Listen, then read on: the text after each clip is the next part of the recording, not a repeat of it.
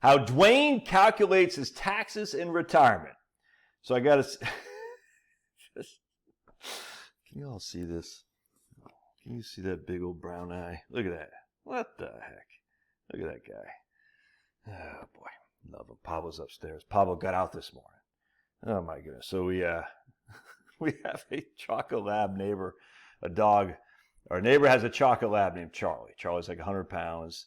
The cutest thing. He just loves to play. Anytime you come up near him, he just like flops on his back. Rub my belly. And he just gets out all the time. I don't know what the neighbors do, but anyway, he just gets out. And he's always running around. Comes up to our door. Knock, knock, knock. Mr. Scanlon, can the boys play? I'm like, no, Charlie, they can't play. And so I open the door. So what I got to do is I usually grab Charlie by his collar and I bring him home. And so I open the door to grab Charlie because, I love Charlie. Charlie's, he's a man. He's just such a gorgeous dog. He's just so dumb. It's funny. I just love him. He's just such a happy dog. Anyway, so I'm opening the door to go get Charlie and then, boom, Pablo comes flying out. And Finney's not quite as bright as Pablo. Pablo's like, shoom. And so Pablo's chasing Charlie. They're in the front yard. Pablo's chasing him. It's 15 pounds of his legs just going like Scooby-Dooby-Doo. And Charlie's like, yeah, let's play. And Finney's like, let me out too. I want to play. I said, no way. Because Finney got out the other day and it took me about half an hour to get him. Anyway, so Pablo's like, all right, come on, Pablo. Let's get Treat. Pablo's like, hell no, I want to play with Charlie. So he goes start running around the neighborhood. It's like 30 degrees. I'm in my sweatpants and a T-shirt. No shoes or socks. I'm freezing. And I'm like, gotta run after Pablo to get him, because he's chasing Charlie from this house, up that house, up that house. And finally I grab him. And, oh my goodness. And Finn's like, oh, how come I couldn't play? Oh, Charlie. I love them. The chocolate labs are the funny. I just love chocolate labs. They're so doggone cute.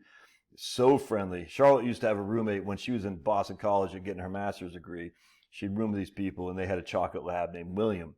And William, and every time I go visit Charlotte, and, stay the night, if you know what I'm saying, William was not happy with that. He'd hear me in Charlotte's room talking. He's like, roar, roar. And let's put it this way. They didn't castrate William. So William had the biggest, like, roll on his back. Like, William, cover that stuff up, man. Oh, my goodness, it's so cute. But when I go up there to, stay in Charlotte's room, and in the morning, they'd let William out, and I'd start talking to Charlotte, and William would just get pissed. He's like, who's in there? And I was like, it's okay. Oh, man. God, thank you, Lord, for giving us dogs. I just love them. All right, so let's go with my man, Duane. Oh, my goodness. I'm a cat person. Yeah, something wrong with you, okay? I'm a cat person. All right, so we're going to go into my man, Duane here. Hey, Mr. Scanlon. He addressed me as Mr. Scanlon. Okay. How dare you, Duane? Jeez Louise. I just watched your YouTube video on beware the new tax on your Social Security benefit.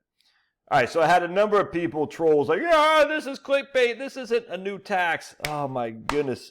And I deleted these people. I'm just like, are you that? The tax is new because we're getting so much interest now that we weren't getting for the last, 10 to 15 years. That's why it's a new tax. I wasn't paying tax. Now I am. Why? Because I'm getting, friggin' a million times the interest I was getting before. That's the new tax. So many people are like, it's clickbait. Anyway, some guy said, you got your math wrong. And then I used the $6,000. I'll go into here in just a second instead of the $4,500, and it was no big deal. But it's just people love to say, oh, I found an error in your ways. But Josh, don't you do the same? Yeah, with Dave Ramsey. When he says you can take 8% a year out without running money, yeah, you're doggone right I do. Yeah. All right, first of all, thank you for the information. All right. On your whiteboard, you mentioned the AGI and a standard deduction. And my man Duane says, I'm a 70-year-old man, single. Normally, he just lives off his social. How can you possibly do that in America, Duane? He didn't say what state he lives in, but there's no way, Duane, you can just live off your social. Don't you know? Don't you know that everyone's broke? Anyway, unfortunately, in August of last year, a woman crashed into my car and was declared a total loss. That's why women probably shouldn't be driving, all right, because that's what happens. That was funny. Come on, that was funny. All right, don't tell my wife I said that. Unfortunately, in August, a woman crashed in my car and was declared a total loss. I had to pull $11,600 out of my IRA to add to the insurance payout just to purchase a used truck. So he was... his insurance money gave him a little bit, the total of it, and then he had to pull out another $11,000 to make up so he can have something to drive. I used the whiteboard in your video as a template, and my calculations, and are my calculations correct? All right. So he goes right now. He goes, I get $31,822 in Social Security. So we're going to go over this. So here's Duane. Duane Allman. This is Duane Allman. All right. Sweet Melissa. I want to, like when they sing those songs like Jessica, Melissa, that Boston song, Amanda. You got a song Amanda and Marianne. What if those are real chicks? You know what I'm saying? They just make them up. That was weird. I was listening to Tyler Childers or something like that. He had written a great song, Tattoos. It was great. I just wonder if that are these real people that these songwriters write about. It's pretty interesting, actually. You like to know more of the stories behind the background behind the stories of the songs. All right, so here's my man Duane Allman. He's got $31,822 in Social. He had to pull $11,610 from his IRA to make up for the car that the woman totaled. Because again, women should be in the passenger seat and men should be in the driver's seat. So we take half his Social, which is $15,911, 911 plus his IRA. We add these two together, and that's his provisional income.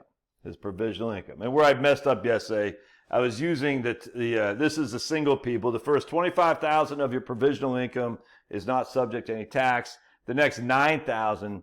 50% of that is subject to tax, all right? And where I was doing yesterday, I was using the married people for this threshold right here. It didn't change much, but you're wrong, Josh. Okay. Anyway, so in this case, we got $27,521 as his provisional income. Remember, our provisional income is just to figure out how much our Social Security is subject to taxation. That's it. Provisional income. But that doesn't say anything more than how much our Social Security is subject to taxation. So $27,521 is his provisional income. The first $25,000 is tax-free. The next $9,000, in this case, is only $2,521. Is 50% of that is subject to taxation. All right, so $25,000 and $34,000 for single people. 50% of that is subject to taxation. In this case, we only got $2,521, which is subject to taxation.